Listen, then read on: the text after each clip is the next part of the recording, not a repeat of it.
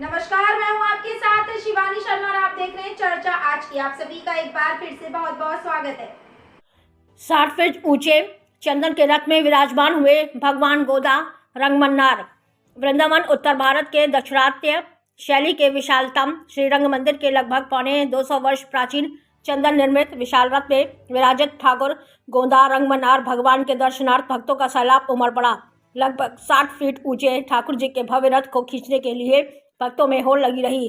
श्री रंग मंदिर दिव्य देश के ब्रह्मोत्सव में चैत्र कृष्ण पक्ष की नवमी तिथि पर ठाकुर गोदा रंगमन्नार चंदन निर्मित विशालकाय रथ पर विराजमान होकर भक्तों को कृतार्थ करने निकले। वैदिक परंपरा अनुसार प्रातः मुहूर्त में ठाकुर रंगनाथ भगवान श्रीदेवी व भूदेवी के साथ निज गर्भगृह से पालकी में विराजमान होकर ज्योतिष गणानुसार दिव्याकर्ष रथ में विराजित हुए तो संपूर्ण क्षेत्र भगवान रंगनाथ के जय जयकार से गूंज उठा। तदोपरांत वैदिक रीति रिवाज से मंदिर पुरोहित विजय किशोर मिश्र व गोविंद किशोर मिश्र ने वेद मंत्रों का उच्चारण कर पूजन बंदन किया। लगभग 1 घंटे की पूजा प्रक्रिया के बाद जैसे ही 7 कूपे का धमाका व काली के स्वर्ण रथ के चलने का संकेत किया, भक्तों का उत्साह दोगुना हो गया। रंगनाथ भगवान के जयकारे लगा, विशालकाय रथ को खींचने की होड़ सी लग गई। मध्याह्न रथ बड़ा बगीचा पहुंचा, जहां विश्राम के उपरांत मंदिर के लिए रथ रवाना हुआ। क्या महत्व है इसका? कितनी पुरानी परंपरा, कैसे निकाला जाता है? श्री गोदा रंगमन्नारम राधा कृष्ण स्वरूपकम सर्वाभीष्ट प्रदम वंदे वंदनीयम सुराधवी। गोदा लक्ष्मी जी, मन्नार नारायण, ये दोनों राधा कृष्ण लक्ष्मी नारायण के ही स्वरूप हैं, जो सभी भक्तों की मनोकामना इष्ट को पूर्ण करते हैं। जिसका देवता लोग भी, सुरादेवी देवता भी अर्चन वंदन इनका पूजन करते हैं। यह श्री रंग मंदिर दिव्य देश है।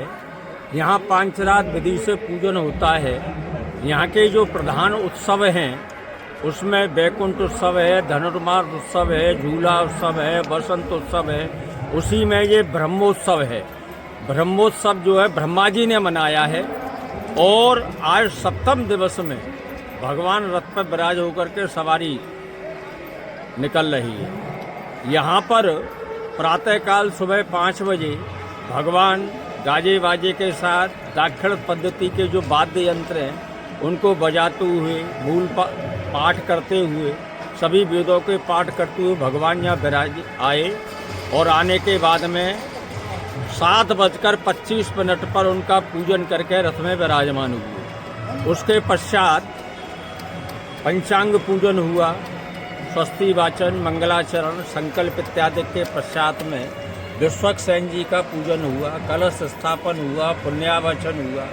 समस्त देवता सौ नवग्रह इत्यादि, ब्रह्मा पंचोंकार 10 दिक्पाल इत्यादि सबका पूजन होकर लक्ष्मी नृसिंह सुदर्शन जानकी वल्लभ हनुमान जी के सहित में भगवान श्री गोदा रंगमन्नार भगवान का पूजन हुआ। दिग्रक्षण हुआ, 10 दिग बलिदान हुआ, 10 दिक्पालों का बलिदान हुआ और विघ्न निवारणार्थ कूष्मांड बलिदान और नारिकेल बलिदान हुआ। उसके पश्चात में भगवान की आरती, पुष्पांजलि, प्रदक्षिणा इत्यादि करके उसके पश्चात में रथ की यात्रा सुबह 7:15 बजे प्रारंभ हो गई। यहाँ से रथ यात्रा प्रारंभ होकर के अब यहाँ से प्रारंभ होकर के बगीचा जाएगी। बगीचा में ठंडाई का भोग लगेगा। 1 घंटे में विश्राम के पश्चात में, राजभोग के पश्चात में फिर सवारी वहाँ से पधारेगी।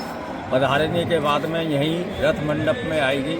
आने के पश्चात में यहाँ से भगवान की सवारी का पुनः श्रृंगार आभूषण। कितनी पुरानी प्राचीन परंपरा है ये? और रथ की बात करें तो कितना पुराना? 80 वर्ष हो गए इस परंपरा को होते हुए। रथ की बात करें तो किसका बना?